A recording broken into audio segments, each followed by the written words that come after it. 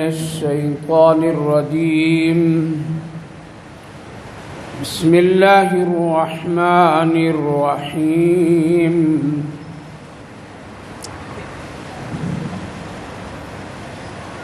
يا أيها الذين آمنوا إن جاءكم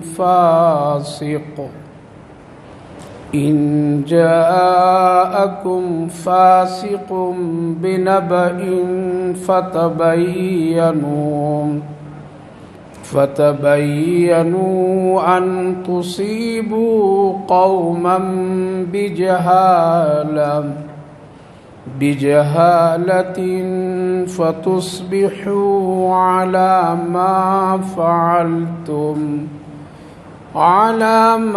فعلتم نادمين. صدق اللہ العظیم. بھائی اور بزرگوں، اللہ رب العالمین کا شکر، اس کا احسان کہ اللہ تعالیٰ نے ہم سبوں کو نماز تراویح جماعت کے ساتھ پڑھنے اور پھر اس میں قرآن کریم سننے کا موقع عطا فرمایا. اللہ تعالیٰ قبول فرمائے پڑھنے والے کی پڑھنے کو بھی اور سننے والے کی سننے کو، اور اپنی شائن شان کے مطابق اجر عظیم عطا فرمائے جو دنیا اور آخرت کے لیے ہم سب کے لیے کامیابی اور نجات کا ذریعہ بنے. بھائی اور بزرگوں، قرآن کریم کا ایک پورا حصہ سمجھیے. آج 26واں جز پڑھا گیا ہے، جس میں بہت ہی مشہور و معروف صورتیں پڑھی گئی ہیں. ان میں ایک سورہ فتح بھی ہے، سورۃ الحجرات بھی ہے، اس کے ساتھ ساتھ ایک بڑا پیارا سورہ محمد صلی اللہ علیہ وسلم بھی ہے. تو اس طرح کی کئی صورتیں مکمل ہوئی ہیں. اس وقت میں نے جو آیت مبارکہ پڑھا ہوں یہ سورہ حجرات کی ایک آیت ہے. سورہ حجرات بہت ہی اہم اور بڑا جامع صورت کہلاتی ہے. اس کے علاوہ بھی وہ صورتیں، یعنی سورہ محمد صلی اللہ علیہ وسلم، اس صورت میں بھی اللہ تعالیٰ نے خود نبی اکرم صلی اللہ علیہ وسلم کے نام مبارک لے کر کے فرمایا ہے. اس لیے قرآن کریم میں اللہ کے رسول صلی اللہ علیہ وسلم کہ اس میں مبارک نام مبارک صرف اور صرف 4 جگہ پر ذکر فرمایا ہے. باقی نبی رسول یہ الفاظ یہ سب تو آئے ہیں، لیکن 4 جگہ بڑی اہم ضرورت اور اس کی اہمیت کی بنیاد پر اللہ نے رسول اللہ صلی اللہ علیہ وسلم کے نام مبارک ذکر فرمایا ہے. اس کی وجہ بھی علماء مفسرین لکھتے ہیں کہ یاد ہوگا کہ جب صلح حدیبیہ کا موقع تھا، پورے کفار و مشرکین اس پر اڑ گئے ہوئے تھے کہ یہ نام ہٹائیے محمد الرسول اللہ، یا لکھیے صرف محمد ابن عبداللہ. ہمارا اور آپ کا جھگڑا اختلاف رسول سے ہے، اور آپ اپنی تحریر میں رسول اللہ لکھتے ہیں، اس لیے ہم کو یہ منظور نہیں ہے. لوگوں نے کٹوا دیا، اور اللہ کے رسول صلی اللہ علیہ وسلم نے فرمایا کاٹو، اس کو ہٹاؤ اس تحریر سے. ظاہر ہے کہ صحابہ کو بڑا صدمہ ہوا. میرے پیارے نبی کے نام کو ان کفار و مشرکین نے ہٹا دی. جیسے آج ہم لوگوں کو بہت سارے حالات اور دکھ کی خبریں جب سنتے ہیں تو ایک ایمانی غیرت کی بنیاد پر بہت صدمہ ہوتا ہے. اور اگر کسی کو صدمہ نہ ہو تو اس کے دل میں ایمان نہیں ہے. اگر ہمارے ملک میں یا کہیں بھی کسی مسلمان پر ظلم زیادتی کسی بنیاد پر کی جاتی ہے، قتل ہو، عزت ہو، آبرو ہو، کسی بھی معاملے پر، تو ایک مسلمان کی ایمانی غیرت ہے کہ تڑپنا، غم میں آنا اور اس کے حق میں دعا کرنا اور ظالموں کے سلسلے میں اللہ کے پاس شکایت کرنا ایک مومن مسلمان کا فرض اور ضروری ہے. لہذا صحابہ کو بہت تکلیف ہوئی تھی کہ میرے نبی کے نام ان لوگوں نے ہٹا دیا، رسول کو ہٹایا.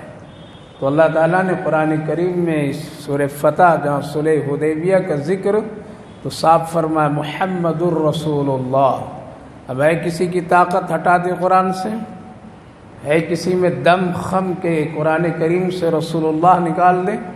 اللہ فرمائے صبر کرو صحابہ، صبر کرو، اے میرے محبوب آپ صبر کیجیے، ہم آپ کا نام رہتی دنیا نہیں بلکہ ہمیشہ کے لیے رکھ دیں گے۔ لہذا کلمے کا ایک حصہ اللہ نے رسول اللہ کے نام مبارک سے جوڑ دیا۔ تو میرے بھائیو بزرگوں، عزت اور ذلت کا مالک کون ہے؟ اللہ ہے۔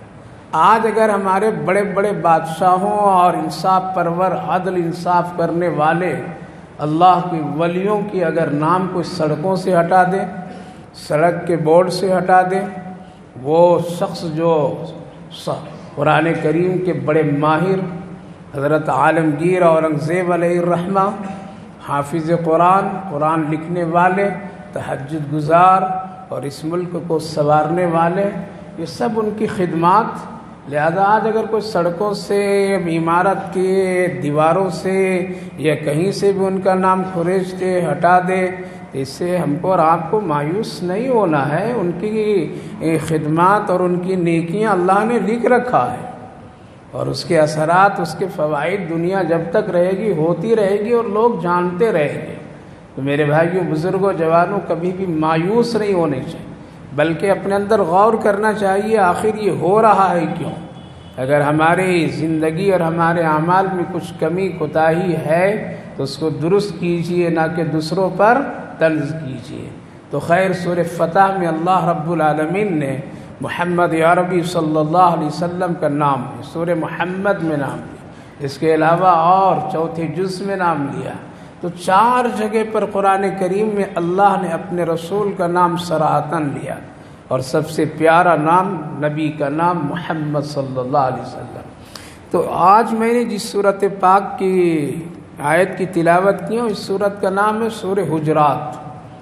یہ ایک سورت ایسی ہے میرے بھائیو بزرگوں کہ اگر دشمن اسلام ہی نہیں، ہم لوگ بھی اگر بہت غور فکر نیک نیتی کے ساتھ اگر اس سورۃ پاک پر غور کریں تو اللہ نے ایک اونچی ہستی سے لے کر کے غریب سے غریب انسان کا عزت، مقام، آبرو اور اس کے ساتھ رواداری، بھائی چارگی، ہمدردی، سب کچھ اللہ نے بتا دیا ہے۔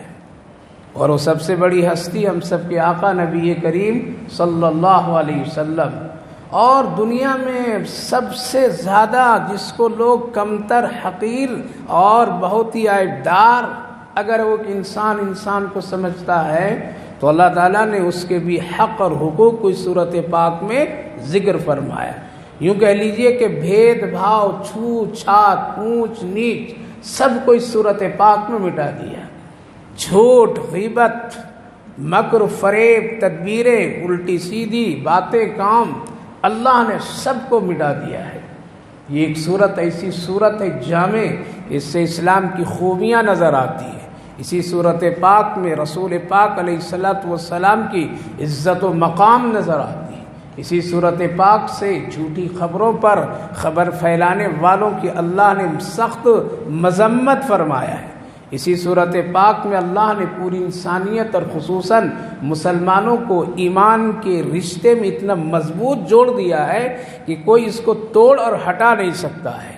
اسی صورت پاک میں امیری اور غریبی کا فرق اللہ نے بتایا ہے۔ اسی صورت پاک میں اللہ نے غیبت، چغلخوری، بدزنی پر سخت عذاب اور اس کی گھنونے عمل کا اللہ رب العالمین نے خوب تردید فرمایا ہے اور سخت وعیدیں بتایا ہے۔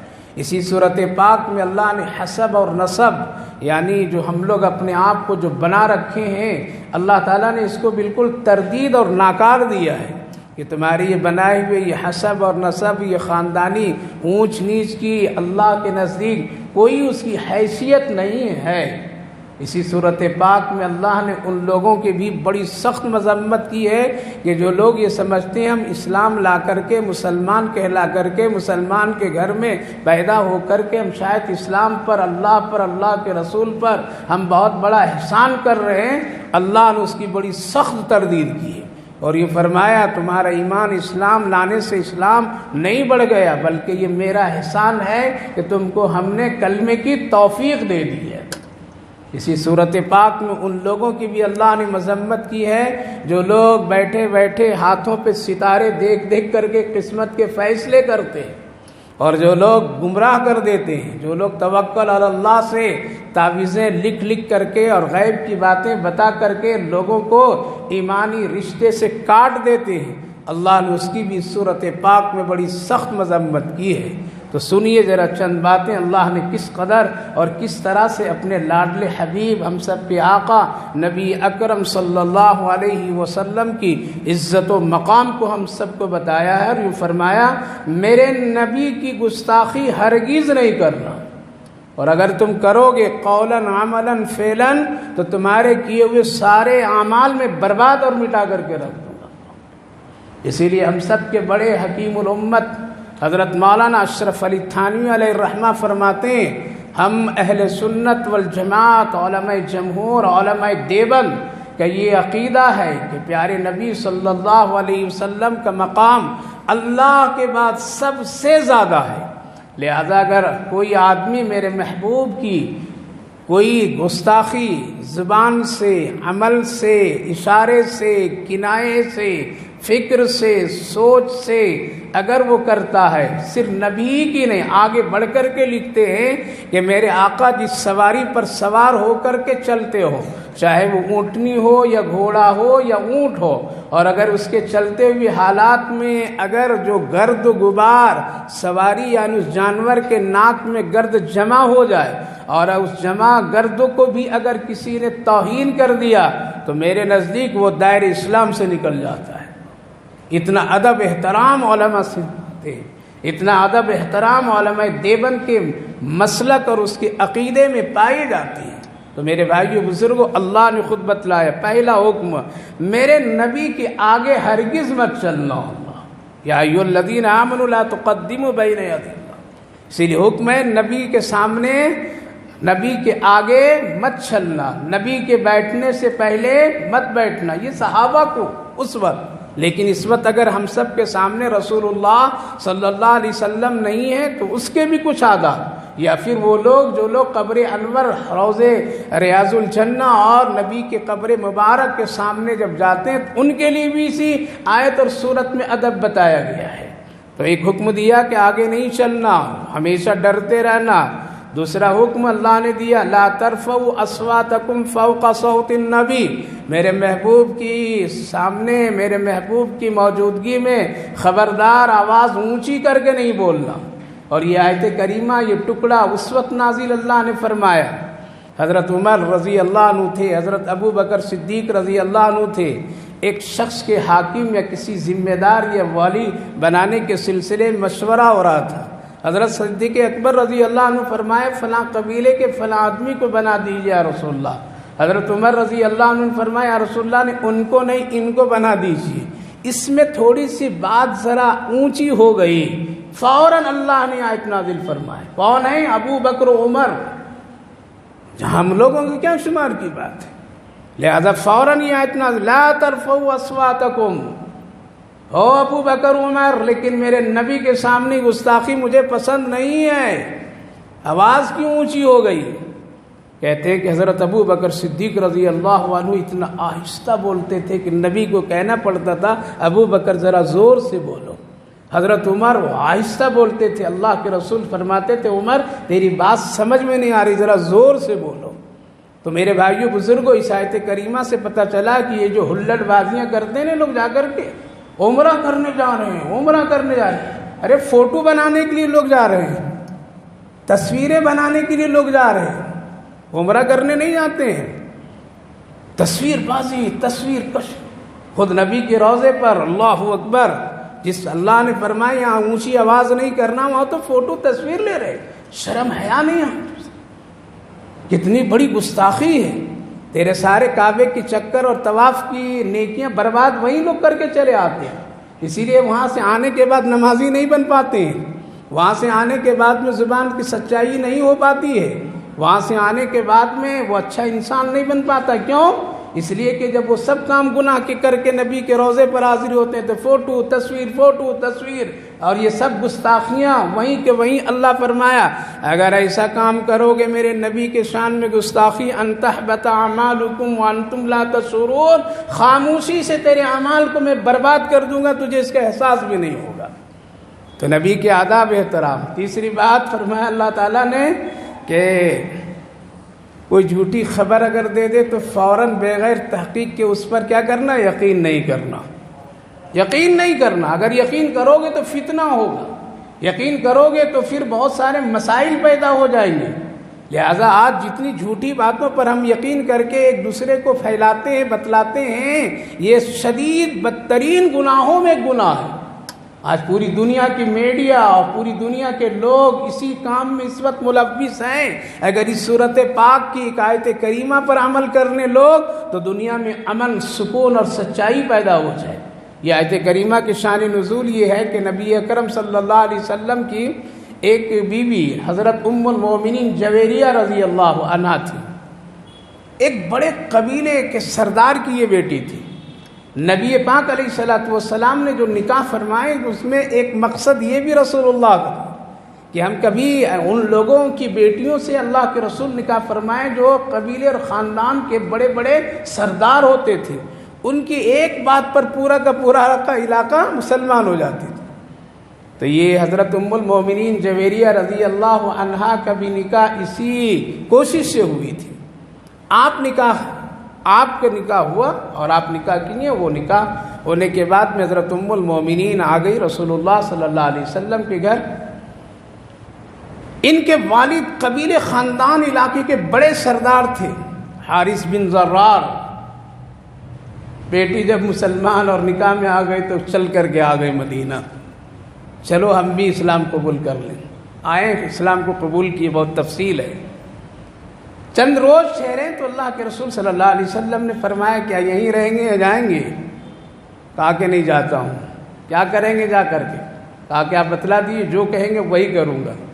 کہا کہ دو کام کیجیے، ایک نماز کی دعوت دیجیے اور زکوٰۃ وصول کر کے اسلام کو دیجیے، بس۔ واقیموا الصلاۃ وآتوا الزکاۃ۔ کہا کہ ٹھیک ہے یا رسول اللہ میں جاتا ہوں، نماز کی ہر حال میں پابندی کروں گا، لوگوں کو بھی دعوت دوں گا، اور میں زکوٰۃ اپنے پورے قبیلے اور خاندان سب سے وصول کر کے جمع کر لیتا ہوں۔ آپ اتنے دن کے بعد ایک قاصد کو بھیجیے، وہ جا کر کے لے کر کے آ جائے گا۔ وہ تاریخ، وہ دن جب مقرر ہو گئی تھی تو اللہ کے رسول صلی اللہ علیہ وسلم بھیج دیے حضرت ولید بن عقبہ کو۔ وہ پورے جمع کر لیے، اور جمع کر کے وہ دور تو نہیں تھا فون پہ آ رہا ہوں جا رہا ہوں، یہ سب کچھ بھی نہیں تھا۔ وہاں سے ایمان کے ٹاور چلتے تھے۔ کون سے ٹاور؟ ایمان کے ٹاور چلتے تھے۔ اسی لیے کسی کو کچھ پیغام بھی بھیجنا ہوتا تھا تو اللہ اکبر اللہ کے حوالے کر دیتے تھے، بات پہنچ بھی جاتی تھی۔ خیر، وہ لوگ سمجھیں کہ ضرور قاصد آئے گا، لہذا سامان پورا جمع کر کے لوگ ایک اونچی جگہ پر میں آ کر کے انتظار کے لیے کھڑے ہو گئے، استقبال کے لیے۔ آیا رہا، جیسے پہلے زمانے میں ایسا ہوتا تھا، چٹھی پہنچتی تھی، پڑھ کر کے ہاں آ رہے ہوں گے۔ گاؤں بستی کے لوگ استقبال میں کہ نبی کے قاصد آ رہے ہیں تو استقبال کرو۔ ولید بن عقبہ اسی قبیلے کے آدمی تھے، کبھی کسی سے رنجش دشمنی ہوئی تھی، راستے میں ان کو خیال آیا کہ اگر میں چلا گیا تو کوئی پکڑ کے مجھے قتل نہ کر دے۔ پھر دیکھیں لوگوں کے سب کھڑے ہیں، کہیں ایسا تو نہیں جاتے ساتھ میرا کام کر دیں۔ وہ دوری سے واپس ہو گئے، ان کے دل میں ایک کیفیت پیدا ہوئی، واپس ہو گئے ڈر سے، اور جا کے نبی اکرم صلی اللہ علیہ وسلم سے کہا کہ یا رسول اللہ وہ لوگ زکوٰۃ دینے سے بھی انکار کر دیے اور میرے قتل کے انتظار میں لوگ کھڑے تھے، اس لیے میں جان بچا کر کے وہاں سے آ گیا۔ ایک غلط فہمی ڈال دی گئی۔ اللہ کے رسول صلی اللہ علیہ وسلم فرمایا ایسا تو نہیں ہونا چاہیے تھا، اگر ہوا ہے تو پھر آپ نے صحابہ کی ایک ترتیب وفد بنایا کہ جاؤ تحقیق کرو، اگر واقعتاً زکوٰۃ کے منکر ہو گئے ہوں گے تو پھر ان سے جہاد کرنا۔ اب ایک وفد کی تیاری چل رہی ہے، روانہ بھی رسول اللہ نے کر دی۔ ادھر سے یہ لوگ جو ہیں زکوٰۃ کے پورے سامان اور ساز و سامان تیار کر کے ہیں، سوچیں کہ نہیں کوئی آیا تو اس سے بہتر یہ ہے کہ چلو ہم ہی لوگ سب چلتے ہیں اور رسول اللہ کی خدمت میں پیش کر دیں گے۔ ادھر سے ایک قافلہ، ادھر سے ایک قافلہ۔ جب دونوں کی نیتیں اچھی ہو تو اللہ خیر عطا فرماتا ہے، دونوں کی نیتیں جب برباد ہو، نفاق ہو، تو پھر اس میں خیر نہیں آتا ہے۔ اسی لیے ہمارے اکابر و اسلاف جو تھے، میرے بھائیو بزرگوں، یہ دین جو ہمارے اکابر و اسلاف بے سر و سامانی کی حالت میں جو یہاں تک پھیلائیں، اس وقت نہ موبائل، نہ انٹرنیٹ، نہ تیز سواریاں، نہ کھانے پینے کے اتنے ہنگامے، اور نہ اتنی بہترین مسجدیں، پسینے پسینے ہو جاتے تھے، سرابور ہو جاتے تھے، نماز پڑھنے کا صحیح کوئی جگہ نہیں ملتی تھی، بڑی صحبتیں، تکلیفیں ہوتی تھی۔ ایسے حالات میں ہمارے اکابرین کو دیکھو، کتنی محنت کر کے وہ دین آج ہمارے اور آپ تک کے پہنچائیں، صرف ان کے اخلاص کی بنیاد پر، اخلاص کی بنیاد پر۔ دارالعلوم ایسے ہی نہیں قائم ہو گیا، اخلاص کی بنیاد پر۔ تبلیغی جماعت یوں ہی نہیں 165 ملکوں میں پھیل گیا، اخلاص کی بنیاد پر۔ ایسے نہیں دعوت قرآن ایسے نہیں پھیل گیا، اخلاص کی بنیاد پر۔ پہلے ہمارے حضرت مولانا شیخ الاسلام حضرت مولانا حسین احمد مدنی علیہ الرحمہ، جو دارالعلوم دیوبند کے شیخ الحدیث تھے، اور تبلیغی جماعت کے جو بانی تھے حضرت مولانا الیاس صاحب رحمہ اللہ، دونوں بڑے بڑے اکابر تھے، لیکن اخلاص دیکھیے، جب تک اخلاص نہیں پیدا کریں گے، آپ کتنا ہیرا پھیری کر لیجئے، یہ سب زمینی پر ہوں گے اور قبر کے اندر اس کا اثر نہیں ہوگا۔ سہارنپور سے حضرت مولانا الیاس صاحب بیٹھے، ان کا ایک تبلیغی اجتماع مظفر نگر میں، کہاں؟ حضرت مولانا حسین احمد مدنی علیہ الرحمہ دیوبند کے اسٹیشن سے سوار ہوئے ٹرین پر، ان کا ایک پروگرام مظفر نگر میں، جمعیت کا پروگرام۔ دونوں پروگرام بڑے بڑے اکابر، دونوں اتفاق سے ایک ہی ڈبے میں دونوں سے پوچھے آپ کہاں جا رہے ہیں؟ کہا کہ مظفر نگر۔ آپ کہاں جا رہے ہیں؟ مظفر نگر سے۔ دونوں بیٹھ گئے، کیا ہے؟ کہا کہ ایک بڑا اجتماع ہے تبلیغ کا، اس میں بات کرنی مجھے۔ آپ حضرت؟ کہا کہ میرا بھی ایک پروگرام ہے، جلسہ ہے، اس میں مجھے شرکت کرنی ہے۔ ٹھیک ہے، دونوں گئے۔ ریلوے اسٹیشن پر اترتے ہیں تو حضرت مولانا الیاس صاحب کے چاہنے والے اور جماعت کے ساتھی لوگ آئے، ان کو لے کے چلے گئے۔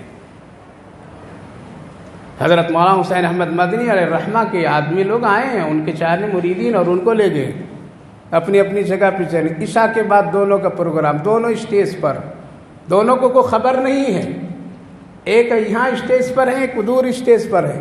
اخلاص، یہ جو لڑتے جھگڑتے ہیں نا ہم لوگ مسجد میں، دھکا مکی، یہ میرا، یہ تیرا، یہ تیرا اور میرا، تو پتہ چلا نبی کا کچھ نہیں ہے۔ آپ نبی کے کام میں تیرا میرا نہیں چلتا ہے، کس کا چلتا ہے؟ رسول اللہ کا چلتا ہے، اللہ کا چلتا ہے۔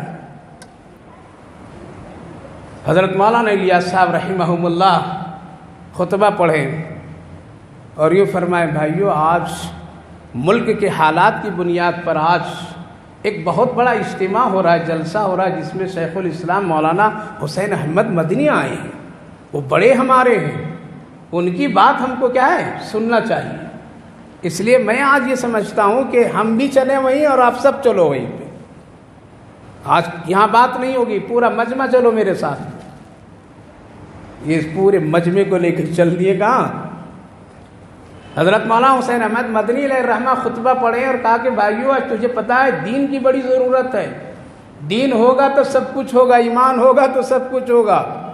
آج تیرے شہر میں ایک بڑے عالم دین آئے ہیں، حضرت مولانا الیاس صاحب، جبکہ دونوں میں بہت فرق ہے۔ حضرت مولانا حسین احمد مدنی علیہ الرحمہ کا مقام بہت اونچا، ان کے بعد ہی مولانا الیاس صاحب رحمہ اللہ، لہٰذا وہ بڑے عالم دین آج آئے ہیں اور دین کی فکر کو لے کر کے آئے ہیں، ان کا بڑا اجتماع ہے، بڑی دین کی ایمان کی فکر کی باتیں کریں گے۔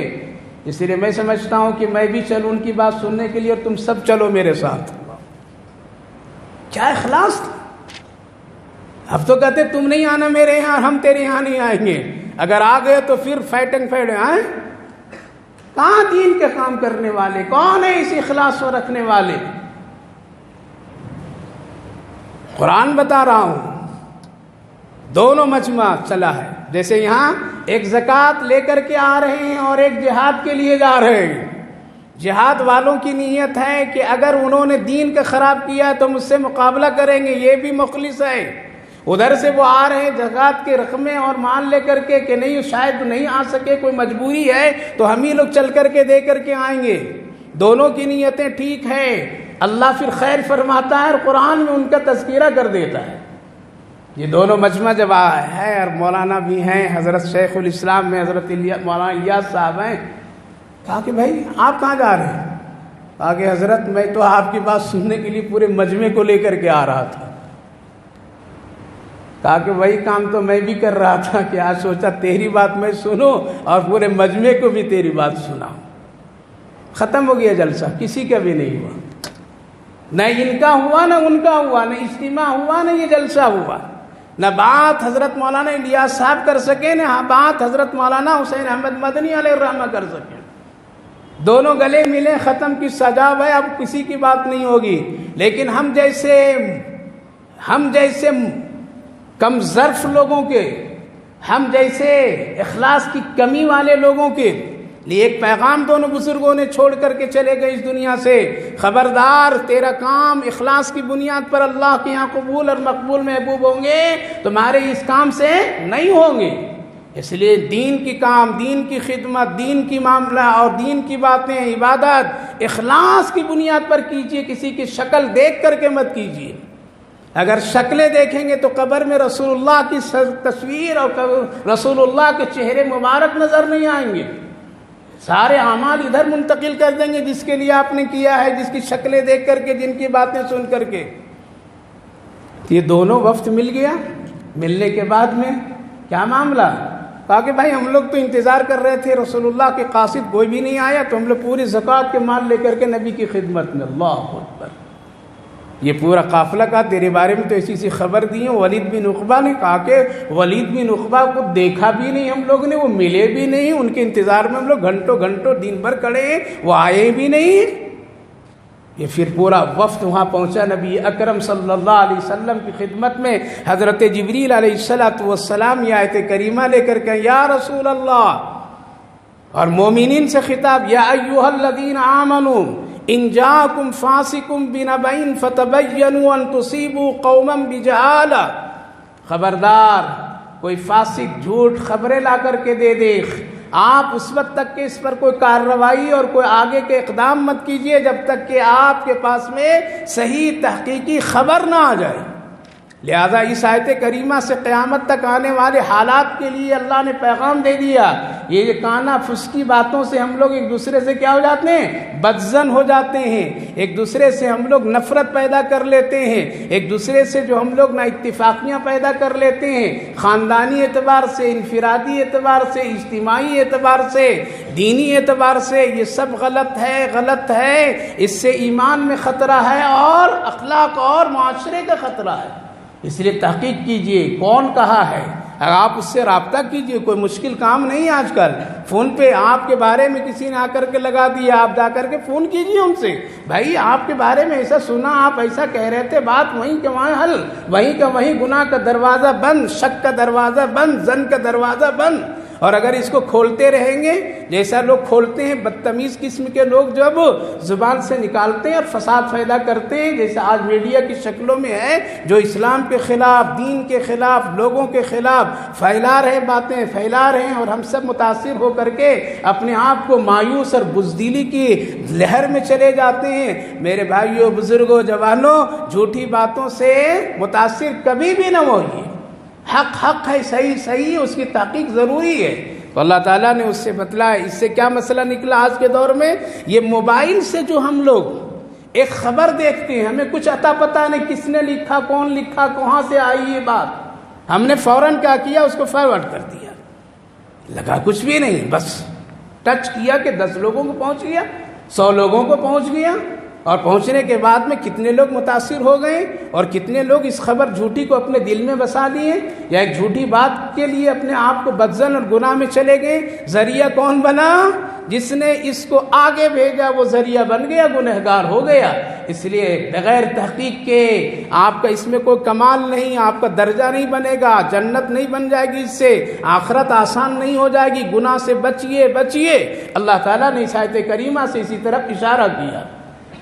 پانچویں جو چیز اللہ تعالیٰ نے فرمایا اور ہمارا اور آپ کے رشتے کو بڑا گہرا اور مضبوط بنایا، وہ ایک خوبصورت جملہ فرمایا اللہ تعالیٰ نے، غور کیجئے، ساری نا اتفاقیاں کو اللہ رب العالمین نے ختم کر کے فرمایا انما المؤمنون اخوہ فاصلحوا بین اخویکم واتقوا اللہ لعلکم ترحمون۔ اے پوری دنیا کے لوگ مومن، تم آپس میں ایمان کے اعتبار سے بھائی بھائی ہو، کالا گورا اونچ نیچ امیر غریب کچھ نہیں اللہ نے، کیوں؟ یہ سب کی کوئی حیثیت نہیں ہے، مال کی کوئی حیثیت اللہ کے نزدیک نہیں ہے، خوبصورتی کی حیثیت اللہ کے نزدیک کوئی چیز نہیں ہے، خاندانی حیثیت بھی اللہ کے نزدیک کوئی چیز نہیں ہے کہ خاندان کی وجہ سے ہماری مغفرت ہو جائے گی، یا حسن کی وجہ سے ہماری اور آپ کی مغفرت ہو جائے گی، یا ہمارے اور آپ کی مغفرت خاندان اور قبیلے اور کسی اور چیزوں سے ہو جائے گی، نہیں ہوگی۔ نہ حسب و نسب سے مغفرت ہوگی، نہ حسن و جمال سے مغفرت ہوگی، نہ مال و دولت کی کثرت کی بنیاد پر مغفرت ہوگی، مغفرت ہوگی تو اعمال صالحہ کی بنیاد پر۔ تبھی تو حضرت فاطمہ رضی اللہ عنہا جو نبی کی بیٹی ہیں، علی کی بیوی ہیں، حسنین کی ماں ہیں، جب ان کی قبر حضرت ابو دردہ رضی اللہ عنہ نے تیار کی اور مٹی صاف کی، اور جب نکلنے لگے تو تھوڑی دیر جھک کر کے کہنے لگے اے قبر تو کتنی خوش نصیب ہے، تیرے گود میں آج محمد عربی صلی اللہ علیہ وسلم کی بیٹی آ رہی ہے، حضرت علی کی بیوی آ رہی ہے، حسنین کی ماں آ رہی ہے، وہ آ رہی ہے جس کے بارے میں رسول اللہ صلی اللہ علیہ وسلم نے فرمایا جنت کی عورتوں کی سردار وہ آ رہی ہے آج۔ یہ کہہ رہے ہیں قبر میں مخاطب ہو کر کے اے قبر اے قبر اے قبر، ذرا اچھا معاملہ کرنا، نبی کی بیٹی ہے، اچھا معاملہ کرنا، فاطمہ زہرا ہے، اچھا معاملہ کرنا، جنت کی عورتوں کی سردار ہے، اچھا سلوک کرنا، فلاں فلاں ہے۔ آواز آئی قبر سے اے ابو دردہ یہاں حسب اور نسب نہیں چلتے ہیں، یہاں نہیں حسب نسب سے معاملہ کرتے ہیں، ہمیں معلوم ہے رسول اللہ کی بیٹی ہے، معلوم ہے مجھے یہ فاطمہ زہرا علی کی بیٹی ہیں، ہمیں یہ پتہ ہے حسنین کی ماں ہے، ہمیں یہ معلوم ہے سیدۃ النساء اہل الجنہ، عورتوں کی سردار، جنت کی عورتوں کی سردار ہے، سب مجھے معلوم، سب پتہ، لیکن ہمارا معاملہ اللہ نے عمل سے رکھا ہے، اگر آنے والے کے اعمال اچھے تو میں جنت کی باغوں میں ایک باغ، اور اگر اعمال اچھے نہیں تو کتنے بڑے رشتے کے اونچے درجے کے آ جائے جہنم کے گڑھوں میں گڑھا بن جاتی ہوں میں۔ اس لیے حسب نسب پر مت اڑیے، حسن و جمال پر مت فخر کیجیے، 2 مرتبہ 3 مرتبہ 4 مرتبہ 5 مرتبہ اگر بیت الخلاء جانے آنے کا موقع آ جائے نا تو اچھے گال پچک کر کے رہ جاتے ہیں، رنگ پھیکا ہو جاتا ہے، دوڑنے والا سہارے لے لیتا ہے یا نہیں ہے؟ پتہ چلا کہ حسن کے کوئی کمال نہیں ہے، یہ تو آنی جانی چیز ہے، یہ رشتہ مضبوط نہیں ہے۔ رشتہ کیا مضبوط ہے؟ انما المؤمنون اخوہ، ہم تم سب آپس میں بھائی بھائی ہو، کس بنیاد پر؟ لا الہ الا اللہ محمد الرسول اللہ کی بنیاد پر، اور اسی رشتے کو جوڑنے کے لیے رسول اللہ صلی اللہ علیہ وسلم آئے تھے، اسی لیے آپ کے دامن میں بلال حبشی آتے ہیں، آپ کے دامن میں سیدنا صدیق اکبر آتے ہیں، تو دونوں کی ایسی محبت ہو جاتی کہ بلال پٹائی کھاتے ہیں تو حضرت ابو بکر کھڑے ہو کر کے ان کی آزادی کی فکر کرتے ہیں۔ یہ کیا یہ رشتہ؟ انما المؤمنون اخوہ، بلال کہاں کا ہے اور کالا کلوٹا ہے، لیکن صدیق اکبر تو مکی ہیں، بڑے شرف و عزت والے ہیں، لیکن کس رشتے نے ان کو یہاں پر جوڑ دیا؟ انما المؤمنون اخوہ۔ یہ ایمانی رشتہ عصبیت کو ختم کر دے، ایمانی رشتہ حسد کو ختم کر دے، ایمانی رشتہ اونچ نیچ کو ختم کر دے۔ بھائی بھائی بھائی بھائی، اگر ایمان بھائی بھائی نہیں جوڑ رہا ہے تو سمجھیے کہ آپ کے دل میں ایمان نہیں ہے۔ مومن کی یہ پہچان ہے انما المؤمنون اخوہ، اس لیے عصبیت مت رکھیے دل میں، ایک دوسرے کو گرانے کا کوشش مت کیجیے۔ اللہ اس کو بھی فرمایا ایمان کا رشتہ بہت مضبوط ہے، اسی لیے اللہ کے رسول آخری خطبہ حجت الوداع میں کیا فرمائے تھے؟ کالا گورا عربی عاجمی سب ختم، امیر و غریب کا فرق سب ختم، بلکہ تم سب کیا ہو؟ بھائی بھائی. لا تحاسدوا، آپس میں حسد نہیں کرنا. ولا تباغضوا، آپس میں بغض نہیں رکھنا. ولا تدابروا، آپس میں ایک دوسرے کو گرانے کے لیے تدبیر نہیں کرنا. ولا تدابروا، نہ بلکہ کیا کرنا؟ تم آپس میں بھائی بھائی. لا حاسدوا ولا تباغضوا ولا تدابروا وكونوا عباد اللہ اخوانا، تم اللہ کے بنائے ہوئے سب آپس میں بھائی بھائی ہو. یہ ایمانی رشتہ اتنا مضبوط ہے کہ دنیا کے گوشے میں اگر کسی مومن کو تکلیف ہو جائے اور یہ مومن یہاں ہو تو اس کے دل میں اس کا احساس اور کم سے کم اس کے حق میں دعا کے لیے ہاتھ اٹھ جائے، تب تو آپ کا رشتہ ایمان کا مضبوط ہے. ورنہ آپ کھوکھلے، ہم کھوکھلے ہیں، ہمارے دل میں ایمان کی کوئی اہمیت پھر نہیں ہے. اس لیے آگے اللہ نے پھر فرمایا کہاں کہاں یہ ایمانی رشتے کو چوٹ پہنچاتی، کون کون سی چیزیں. فرمایا یا ایھا الذین آمنوا لا یسخر، اے مردو، اے ایمان والو، کسی مرد کسی کا بھی کوئی مذاق نہ کرے. کیا کرے؟ یہاں سے رشتے ختم ہوتے ہیں. یہ کالا ہے، یہ گورا ہے، یہ ناٹا ہے، یہ فلاں ہے، یہ فلاں ہے، یہ عیب والا ہے، یہ والا ہے. یہاں سے تو عصبیت آتی ہے. تو اللہ نے یہاں پابندی لگا دی، دروازہ بند کر دیا. لا یسخر قوم من قوم عسا، کوئی بھی آدمی، کوئی بھی مرد کسی کا مذاق نہ اڑائے، تمسخر نہ کرے. ہنسی مذاق کرنا صحیح ہے، لیکن وہ ہنسی مذاق جس سے فتنہ پیدا ہو جائے یہ حرام ہے. کیا ہے؟ جس سے جھگڑا پیدا ہو جائے یہ حرام ہے. جس سے کسی انسان کو کمتر سمجھ لیا جائے وہ کیا ہے؟ حرام ہے. ہنسی مذاق تو اللہ کے رسول صلی اللہ علیہ وسلم نے برا نہیں کہا، لیکن وہ برا ہے جس سے انسان کو گرا دے، کوئی انسان کو اس کو ذلیل کر دے، جھگڑے پیدا ہو جائے، نہ اتفاقیاں ہو جائے. ایسی بات، ایسا مذاق اللہ کے رسول اور قرآن نے منع کیا ہے. اللہ کے رسول بھی مذاق کرتے تھے، کبھی کبھی ہنساتے تھے. ایسا نہیں کہ ہمیشہ رونے رولانے کی باتیں. حضرت ابو ہریرہ رضی اللہ عنہ سامنے آ گئے تو آپ نے پوچھا کیا ہوا، آج بڑے مایوس ہو؟ کہا کہ میری آنکھ میں بہت شدید درد ہے، اس درد کی وجہ سے مجھے بڑی تکلیف ہو رہی یا رسول اللہ، اس لیے مجھے بڑی بے چینی ہے. آپ ہاتھ پکڑیں گا؟ چلو میرے ساتھ. آپ چلیں حضرت ابو ہریرہ کو ہاتھ پکڑ کر کے. کیا شان، پیغمبر اعظم، لیکن ایک چھوٹے درجے کے صحابی کو کیا ہے؟ کندھے پر ہاتھ. کبھی رکھو غریبوں کے ہاتھ، کبھی کسی کا سہارا دیجیے.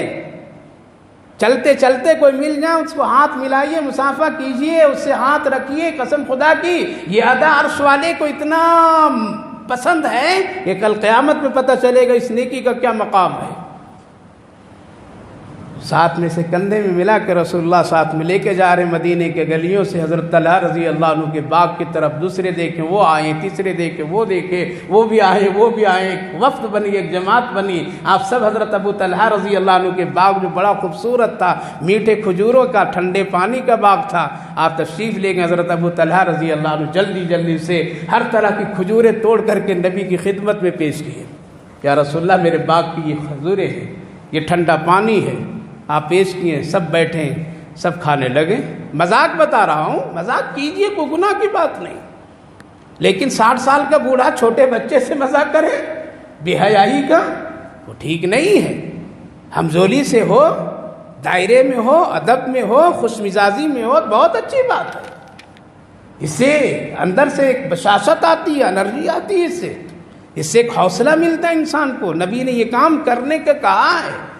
اور آپ کبھی کبھی اسی لیے اپنے حیثیت و مقام سے آپ کبھی کبھی یہ کام کرتے تھے. لہذا کھانے لگے تو حضرت ابو ہریرہ بھی یہاں سے وہاں سے، یہاں سے وہاں سے. تو آپ نے کہا ابو ہریرہ ابھی تو کہہ رہا تھا کہ بڑی آنکھ میں درد ہے، بڑی تکلیف ہے، لیکن کھجوریں کبھی یہاں سے لیتا، کبھی وہاں سے لیتا، کبھی یہاں سے لیتا ہے. کیا خوبصورت وہ جواب دی. وہ بھی نبی کے شاگرد تھے. کہا کہ یا رسول اللہ آنکھ میں درد ہے، کھجور تو منہ سے کھا رہا ہوں نے، منہ میں درد نہیں ہے. نبی ہنسے، آپ کی دندان مبارک سے نور کی کیفیت جھل کی. سارے صحابہ ہنسے. یہ کیا ہے؟ یہ بشاشت، اندر سے حوصلہ افزائی. کہا کہ ہاں بالکل تیری آنکھ میں درد ہے، منہ میں درد نہیں، کھاؤ. اور آپ نے پھر کھجوریں 2 اٹھائی اور ابو ہریرہ کو دیا. یہ کھا بھی لو اور رکھو، جب تک کہ تو کھاتے رہے گا کبھی یہ کھجوریں ختم نہیں ہوگی. اللہ برکت. نبی پاک علیہ الصلوۃ والسلام ہم سب کو یہ نہیں فرمائے مسجد ہی میں بیٹھے رہو، تسبیح دانے ہلاتے رہو، ہمیشہ وظیفے میں رہو، خوش رہیے ہمیشہ. اپنوں کے ساتھ، غیروں کے ساتھ، بیوی بچوں کے ساتھ خوش مزاجی رکھیے، یہی ہے کمال ہے ایمان کا، یہی تربیت، یہی اخلاق ہے۔ تبھی تو اللہ کے رسول صلی اللہ علیہ وسلم کے ساتھ جب حضرت ام المومنین تشریف لے جا رہی ہیں، ایک سفر میں پہاڑوں کے انداز دیکھ کر کے خوش ہو گئی، کہا کہ رسول اللہ میرا دل چاہ رہا ہے یہاں ذرا دوڑوں میں۔ ٹھیک ہے، اللہ کے رسول نے فرمایا ٹھیک ہے دوڑو۔ صحابہ کو فرمایا ذرا پردے میں چلے جاؤ، کہا کہ اکیلے نہیں دوڑوں گی، آپ بھی میرے ساتھ دوڑیے۔ اللہ اکبر، آپ بھی میرے ساتھ دوڑیے، اور پھر میں دیکھتی ہوں آپ آگے بڑھتے ہیں یا ہم آگے بڑھتے ہیں۔ بیوی بیوی ہے، بیوی سے سب کچھ مذاق کیجیے، وہ اللہ کو پسند ہے، محبت کے دائرے میں، لیکن گرائیے نہیں۔ اسی لیے آقا نے فرمایا جس چیز سے بیوی کو نفرت ہو اس چیز کا تذکرہ کبھی بھی نہ کیا کرو اس کے ساتھ، ورنہ شیطان آ کر کے تیرے دلوں میں بٹوارا پیدا کر دے گا۔ اچھا مجھے بھی دوڑنا پڑے گا، کہاں آپ کو بھی دوڑنا پڑے، نبی بھی دوڑ رہے ہیں۔ آگے ہو گئی حضرت عائشہ صدیقہ رضی اللہ عنہ، کہنے لگے کہ آپ ہم سے پیچھے ہو گئے، ہار گئے، گویا کہ ہم آپ سے آگے ہو گئے۔ یہ کیا ہے؟ یہ اخلاق، یہ خوش مزاجی، یہ تفریح۔ اب کل سب پارک میں نہیں نکل جائیے اپنے اپنے لے کر کے، آؤ نبی کی سنت، یہاں پارکوں میں بے حیائی ہو رہی ہے، سب نہیں نکل جائے گی۔ اچھا جی آج تو بہت ماشاءاللہ نبی کی سنت ہم لوگ ادا کر لیں، تو یہاں تو آج کل کے کہیں بھی اس طرح جگہ نہیں ہے۔ 3 مہینے کے بعد پھر اسی راستے پر سفر، تو حضرت عائشہ پھر کہنے لگی وہی جگہ ہے یا رسول اللہ؟ کہاں وہی ہے، چلیے پھر آج پھر دوڑیں گے۔ کہا کہ اچھا پھر دوڑ لگا گی، چلو دیکھتا ہوں۔ پھر دوسری مرتبہ دوڑ لگا، آج نبی آگے ہو گئے، عائشہ صدیقہ پیچھے ہو گئی۔ تو اللہ کے رسول صلی اللہ علیہ وسلم نے کہا کہ دیکھو آج میں آگے ہوں۔ تو حضرت ام المومنین عورت تھی، بڑی جلدی سے ذرا سا ایک مایوسی کی کیفیت ہوئی، یعنی میں ہار گئی۔ تو نبی حوصلہ دیتے کیا، تل کا بتل کا یا عائشہ، کل تیرا وقت تھا، آج میرا وقت تھا، تیرے میں ہم خوش ہو گئے، میرے میں تو بھی خوش ہو جاؤ۔ یہ کیا، یہ خوبصورت مذاق کا کلمہ ہے۔ کل ہم تیرے حوصلہ افزائی کیے، آج میرے حوصلہ افزائی کر۔ حضرت ام المومنین کہا یا رسول اللہ یہ بالکل صحیح ہے، آپ آج آگے ہو گئے۔ خیر ایک بات بتا رہا ہوں میرے بھائیو بزرگوں، کبھی کسی کے ساتھ ایسا مذاق نہ کیجئے جس سے اس کی توہین ہو جائے، اس کا دل ٹوٹ جائے، اس کو صدمہ آ جائے، اس کو اپنے اندر میں ایک احساس کمتری میں مبتلا ہونا پڑے۔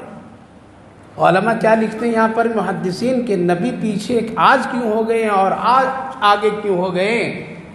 کہا کہ اس وقت شوہر کی حیثیت سے دوڑے تھے، اسی لیے عائشہ کو آگے کر دی اور خود پیچھے ہو گئے تاکہ میری بیوی کو خوشی ہو جائے۔ اس لیے اپنے گھر میں خوشیاں دیا کیجیے۔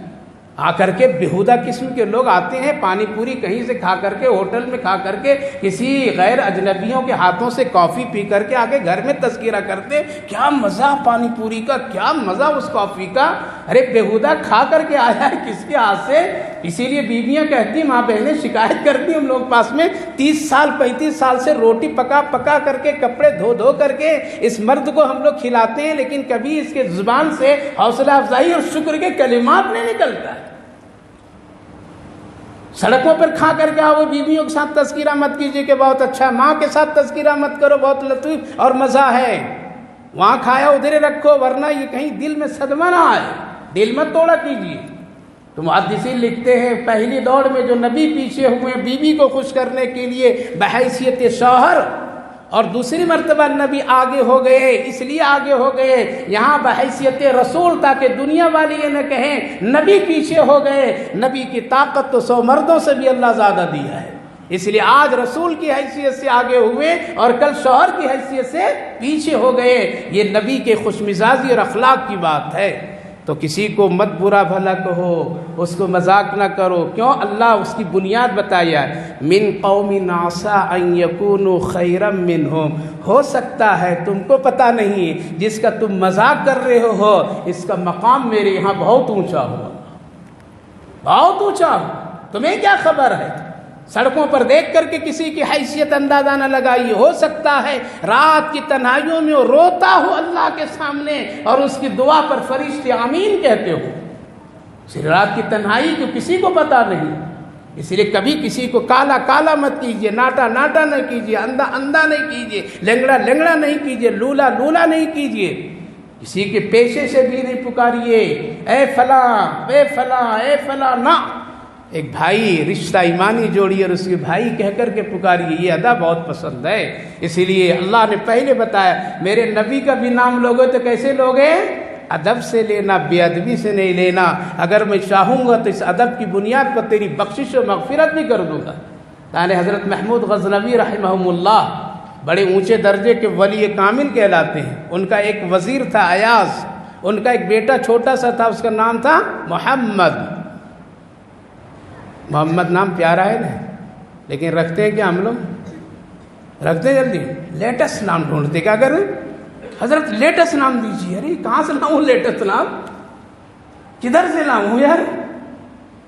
لیٹسٹ نام دیجیے تو کتا بلی لیٹسٹ رکھ دو، یہی سب۔ لیٹسٹ نام میں مت چکر میں پڑیے، بلکہ نام رکھیے محمد۔ ابو بکر عمر عثمان علی طلحہ زبیر 313 صحابہ مقدس کے نام میں پڑے ہوئے، ان کے نام میں شروع میں لگا دو محمد، آخر میں لگا دو احمد۔ اللہ کو بہت پیارا یہ نام۔ تو ان کا بیٹا ایک بڑا خوبصورت تھا، اس کا نام تھا محمد۔ ہمیشہ وہ محمد بیٹا کہہ کر کے پکارا کرتے تھے۔ ایک دن کھیل رہا تھا وہ بچہ، حضرت محمود غزنوی دیکھتے رہے کیسے پکاروں کیسے پکاروں کیسے پکاروں۔ ادھر دور سے ایاز جو ان کے والد اس بچے کا وزیر جو ہے وہ بھی دیکھ رہا ہے، دیکھیں کیا کریں گے یہ۔ لہٰذا دیکھتے دیکھتے حضرت محمود غزنوی علیہ الرحمٰن نے محمد کو ہٹا کر کے صرف یہ کہا اے ایاز کا بیٹا پیارا ادھر آ جاؤ۔ ایاز کو بڑی تکلیف ہوئی، کیا ہوا؟ لفظ محمد نہیں پکارے، میرے بیٹے کے نام سے نہیں پکارے، شاید میرے بیٹے کی کوئی گستاخ سے کچھ ناراضگی ہو گئی۔ فوراً پوچھیں حضرت آپ نے میرے بیٹے کے نام محمد سے پکارتے تھے، مجھے بھی بڑا پوچھو، آپ نے ایسا کیوں نہیں؟ جواب سنیے کیا جواب دیے۔ مسئلہ یہ تھا اسی لیے تو میں بہت دیر سے دیکھ رہا تھا کیسے پکاروں، میں بے وضو تھا اور نبی کا نام بے وضو لینا پسند نہیں کیا میں نے۔ اللہ تبھی تو یہ مقام ہے، نبی کی عزت و احترام میں ہے۔ کسی کے نام مردوں کا حکم عورتوں کے لیے بھی کیا فرمایا اللہ نے؟ وَلَا نِسَاءٌ مِّن نِّسَاءٍ عَسَىٰ أَن يَكُنَّ خَيْرًا مِّنْهُنَّ، اور یہ بھی بتا دیجئے میرے نبی اور سن لو میری ماں بہنوں، کوئی عورت کسی عورت کی بھی مذاق تمسخر گھٹیا پن نہ کرے، کیوں؟ ہو سکتا ہے کہ اس کا مقام اللہ کے نزدیک تمہارے سے زیادہ بہتر ہو، یہ اللہ کو معلوم ہے۔ اس لیے عورتیں بھی کبھی کبھی ایسے برا بھلا الفاظ ایک دوسرے کے لیے استعمال کرتی ہیں، عرش والا فرشتے بھی کانپ جاتے ہوں گے، آج ایک فیشن بن گیا۔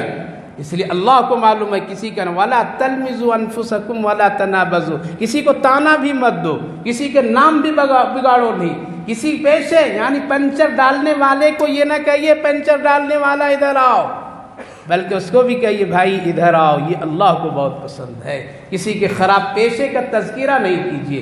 دوسری بات، اگر کوئی گناہ کیا تھا توبہ کر لیا، اب اس کے گناہ کا ذکر کبھی نہ کیجیے۔ ہمارے معاشرے میں کمی کیا ہے؟ خدا نخواستہ کوئی آدمی بدماش تھا، پہلے شریر تھا بہت، اب توبہ کیا اور اچھا بن گیا، اب ہم کسی سے ملاتے ہیں تو کیا کہتے ہیں؟ کل یہ بہت شرابی تھے، فلم میں ایکٹر تھے، تو یہ تھے وہ تھے، یہ سب تھے، اللہ نے ان کو توفیق دیا، ماشاء اللہ دین کے راستے میں نکل پڑے ہیں اور یہ ہے وہ ہے۔ ارے بھائی وہ کہنے کی ضرورت نہیں، یہ تعلق اللہ سے ہے اس کا، اس لیے پچھلی تاریخ کو کبھی بھی انسانوں کے سامنے ظاہر نہیں کرنا چاہیے۔ اللہ نے منع فرمایا، قرآن پڑھیے، منع فرمایا اللہ نے وَلَا تَلْمِزُوا وَلَا تَنَابَزُوا وَلَا تَنَابَزُوا بِالْأَلْقَابِ بِئْسَ الِاسْمُ الْفُسُوقُ۔ ایسا ایمان لانے کے بعد اگر یہ گناہ کا کام کرو گے، مذاق سے کسی کی توہین، نام خراب کرنا، گرانا اور اس کو ذلیل کرنا، اس کے نام کو ہٹانا اور اس کے رسوا کرنا، ایمان کے بعد یہ کام فاسقوں کا کام ہے، اللہ کو پسند نہیں ہے۔ تو میرے بھائیو بزرگوں، عرض یہ کرنا ہے کہ دل اگر صاف ہے تو اللہ تعالیٰ دعا کے لیے بھی ہاتھ اٹھانے کی ضرورت نہیں پڑھنے دیتا ہے، بلکہ جنتی بنا دیتا ہے اور اپنا خاص بندہ بنا دیتا ہے۔ اسی لیے دل میں ہمیشہ عزت قدر اور حسد بغض عداوت نفرت سے اس کو جتنا پاک رکھیں گے، قسم خدا کی ہاتھ اٹھا کر کے دعا کرنے کی بھی ضرورت نہیں پڑے گی، اللہ خود بخود جنتیوں میں نام لکھ دے گا۔ بس آخری بات ختم کر کے واقعہ سنا کر کے بات ختم کر رہا ہوں کہ دیکھیے ایک آدمی ہے نبی کے زمانے میں، صحابی ہیں، لیکن کوئی عمل ایسا نہیں، لیکن ایک عمل کی بنیاد پر اللہ نے فرمایا آپ اس کو کہیے جنتی، دکھائیے جنتی بتا کر۔ نبی بیٹھے مسجد میں، صحابہ کی بھی آمد ہے، سب بیٹھے، اچانک ایک نوجوان آیا، داڑھی سے پانی ٹپک رہا ہے، سر کے بال بھی ایسے ہیں، کپڑے بھی پراگندہ ہے، اپنی جوتی یہاں دبائے ہوئے ادب سے داخل ہوئے مسجد میں۔ رسول اکرم صلی اللہ علیہ وسلم نے فرمایا، حضرت جبریل آئے اور کہا کہ یا رسول اللہ دیکھیے وہ جنتی آدمی آ رہا ہے، وہ نوجوان، آپ بھی کہیے لوگوں کو دکھا دیجیے۔ تو اللہ کے رسول آئے، لوگوں دنیا میں اگر جنتی آدمی دیکھنا تو دیکھو آ رہا ہے، سب کی نظریں ادھر پڑیں۔ ابھی اگر کہتے کہ وہ دیکھو کھلاڑی آ گیا تو سب ادھر گھومو گے، ہماری طرف نہیں دیکھو گے۔ ہاں جنتی آدمی آ رہا ہے، دیکھنا آنکھ بھر بھر کر کے دیکھ لو۔ اشارہ آیا، چپ چاپ کونے میں بیٹھ گیا، اس کو پتہ بھی نہیں چلا کیا ہوا نہیں ہوا، لوگ دیکھیں چپ چاپ ہو گئے۔ دوسرے دن پھر یہی قصہ، تیسرے دن پھر یہی قصہ۔ صحابہ حیران، یا اللہ کون سا عمل یہ کرتا ہے، اتنا مشہور و معروف بھی نہیں ہے۔ حضرت عبداللہ ابن عمر، حضرت عمر رضی اللہ عنہ کے بیٹے قریب ہوئے، کہا کہ یہ خوبی مجھے دیکھنا ہے کہ کیا ہے اس کے اندر میں، ہم اس کو اختیار کریں گے، ایسا دوست بنو، ایسی دوستی کرو۔ جب مجلس ختم ہوئی، جانے لگا تو ان کے پیچھے پیچھے ہو گئے، کہا کہ بھائی آج تیرے گھر میں مہمان بننا چاہتا ہوں، میرے گھر میں ذرا لڑائی ہو گئی ہے، اس لیے تم اپنا مہمان بنا لے۔ کہا کہ ٹھیک ہے بنا لوں گا، آپ عمر کے بیٹے ماشاء اللہ، چلیے جو کھاؤں گا کھلاؤں گا، جہاں رہوں گا رہوں گا۔ گھر لے گئے، 3 دن ٹھہرے، غور سے دیکھتے رات کیا کرتا ہے، دن کیا کرتا ہے، کون سا عمل ہے، کچھ پتہ آتا نہیں چلا ان کو، کچھ پتہ نہیں چلا۔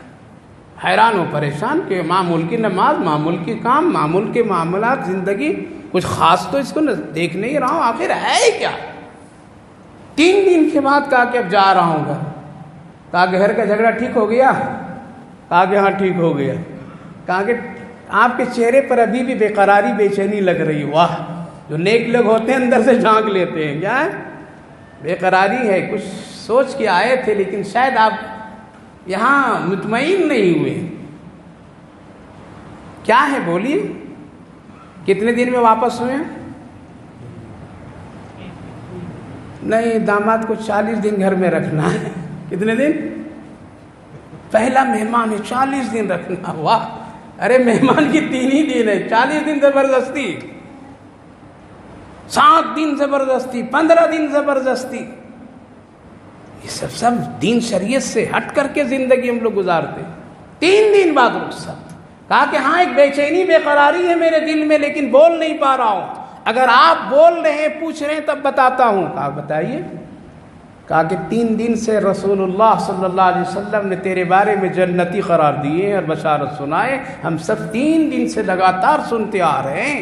یہ دیکھنے کے لیے مہمان تیرے گھر کا بنا تھا کہ تم رات کی تنہائی میں یا دن کے اجالے میں کیا عمل کرتے ہو، جس کی بنیاد پر میں اللہ کی طرف سے حضرت جبریل آئے اور جنتی ہونے کی بشارت نبی کی زبان مبارک سے دلوائے۔ میں سوچا تیرے عمل کو رات کے دیکھوں، دن کا دیکھوں، اور میں بھی اپنے اندر وہ کام کروں اور ہم بھی وہ جنتی کے ناموں میں شامل ہو جاؤں، لیکن دیکھا تو کچھ نہیں، ہم سے کم عبادت کرتے ہو، تیرے سے تو زیادہ ہماری عبادت ہے ایک طرح سے، لیکن آپ تو کچھ نہیں نظر آئے۔ کیا بولے؟ بس یہی سنیے، آج تاخرات کی دعا کریں گے، دعائیں ہوگی، لیکن جب تک کہ دل پاک نہیں ہوگا اپنے بھائیوں بزرگوں سے، اس وقت تک کہ سر سے اوپر دعا نہیں جائے گی۔ کیا فرمایا ہے عبداللہ ابن عمر؟ ٹھیک ہے میری کچھ ایسی خاص عبادت تو ہے نہیں، میں غریب آدمی ہوں، سیدھا سادہ ہوں، لیکن میرے دل میں ایک چیز ہے، وہ اللہ جانتا، آپ نہیں جانتے ہیں، اور وہ یہ ہے کہ اپنے مومن بھائی کے سلسلے میں اپنے دل میں نہ میں حسد رکھتا ہوں نہ بغض رکھتا ہوں۔ نبی نے فرمایا جس کے دل میں حسد ہوگا جنت نہیں داخل ہو سکتا ہے، جنت داخل ہونا دور کی بات ہے، اس کو جنت کی خوشبو بھی میسر نہیں ہوگی۔ میرے بھائیو بزرگوں، عرض یہ کرنا ہے، یہ راتیں چل رہی ہے جنت میں جانے کی، جنت میں نام لکھانے کی، لہذا کیسے لکھائیں گے؟ دل میں بغض، عداوت، حسد رکھ کر کے نہیں، بلکہ اس رشتے کو لائیے۔ انما المؤمنون اخوہ، آپس میں سب کیا ہیں؟ بھائی بھائی ہیں۔ جب یہ کام کریں گے تو انشاءاللہ دنیا ہی میں فرشتے کہیں گے یہ جنتی ہیں، یہ جنتی ہیں۔ جنازہ اٹھے گا تو جنتیوں کے شامل میں اٹھے گا۔ اللہ رب العالمین ہم سب کے دلوں کو حسد، بغض، عداوت، نفرت، بری خبروں پر ایمان یقین رکھنے سے اللہ ہم سب کی حفاظت فرمائے۔ اور ان ساری باتوں میں سب سے بڑی بات یہ ہے میرے بھائی بزرگوں، نبی کا نام کا بھی احترام کیجئے، نبی کے کام کی بھی عزت کیجئے اور دل سے محبت کیجئے، اسی میں نجات بھی ہے، اسی میں شفاعت ہے۔ اللہ ہم سب کو